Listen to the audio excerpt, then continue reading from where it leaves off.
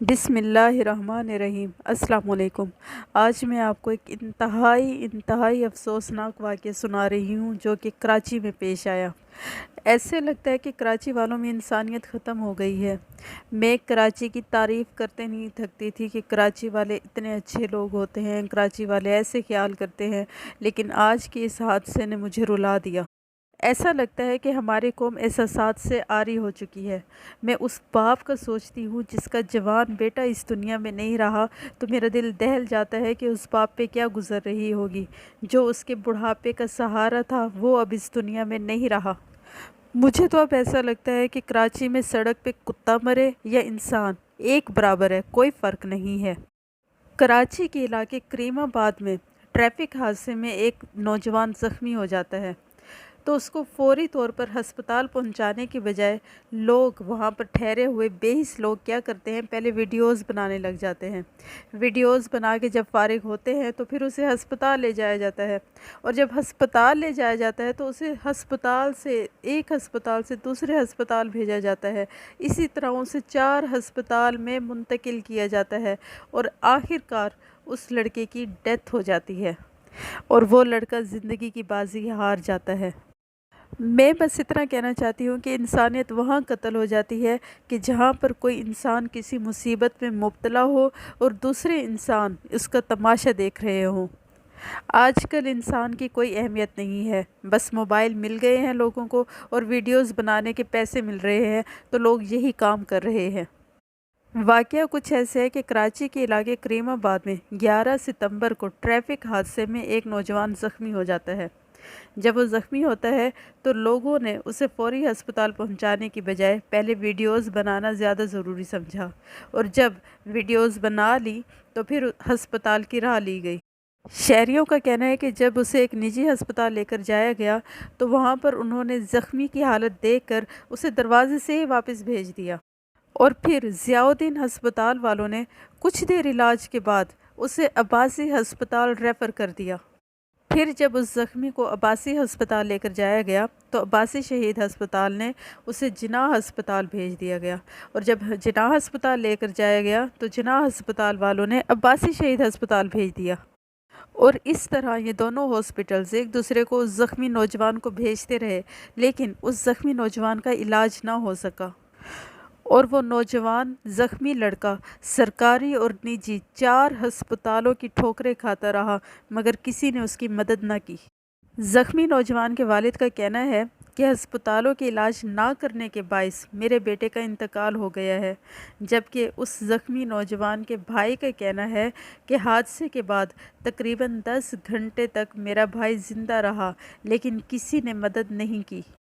میں آپ کو بتاتے چلوں کہ قانوناً تمام نجی اور سرکاری ہسپتال زخمی کے علاج کے پابند ہیں، لیکن کسی ہسپتال نے بھی قانون پر عمل نہیں کیا۔ میں آپ کو بتاتے چلوں کہ غیر مسلم کیوں کامیاب ہے۔ وہ اس لیے کامیاب ہیں کہ وہ اپنی عوام کی بہت فکر کرتے ہیں۔ ان کو اپنی عوام کی فکر ایسے ہوتی ہے جیسے وہ اپنے بچوں کی فکر کرتے ہیں۔ وہ لوگ انسان اور انسانیت کی قدر کرتے ہیں۔ اگر ان کے ہاں اس طرح کا خدا نخواستہ کوئی حادثہ پیش آ جائے، ان کی فرسٹ پرائیورٹی، پہلی کوشش ہوتی ہے کہ اس انسان کی جان بچائی جائے، اور باقی ڈاکومنٹیشنز، باقی جو لکھاوٹ کے کام ہیں وہ بعد میں کیے جائیں۔ حتیٰ کہ اگر ان کے ملک کا شہری کسی دوسرے ملک میں ہو اور اس دوسرے ملک میں اس کے ساتھ کچھ غلط ہو جائے تو وہ اس کے بارے میں بھی دوسرے ملک سے پوچھ گچھ کرتے ہیں، اور ہمارے ملک کے اندر ہی اپنے شہریوں کے ساتھ غلط ہو رہا ہوتا ہے اور ہمارے شہری مر رہے ہوتے ہیں تو کسی کو کوئی پرواہ نہیں ہوتی۔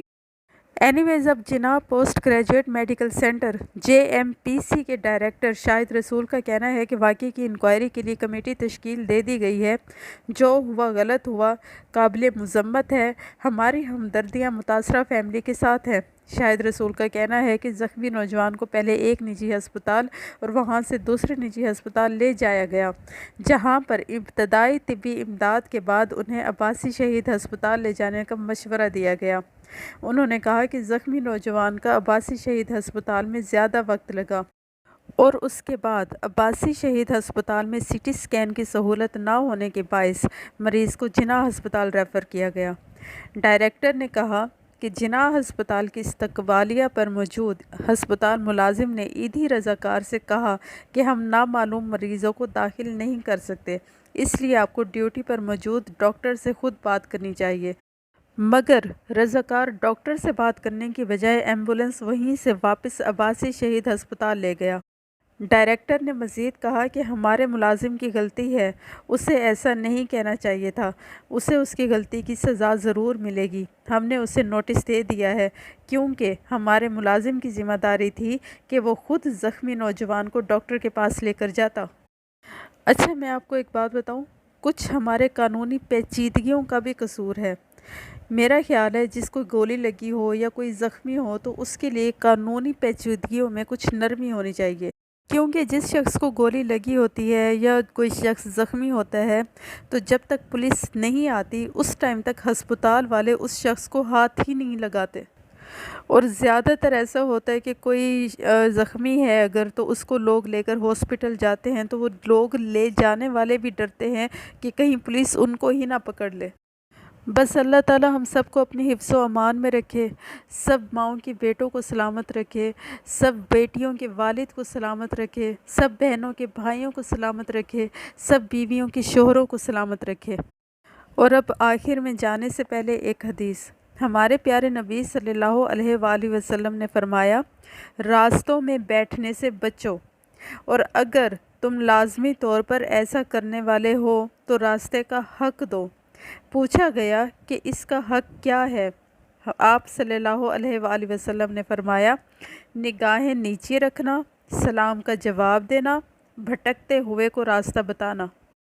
امید کرتی ہوں کہ آپ کو میری ویڈیو اچھی لگی ہوگی۔ اگر آپ کو لگتا ہے کہ میرا چینل سبسکرائب کرنا چاہیے تو کر دیں، اور ساتھ میں بیل آئیکن کے بٹن کو بھی دبا دیں تاکہ میری ویڈیوز آپ تک پہنچتی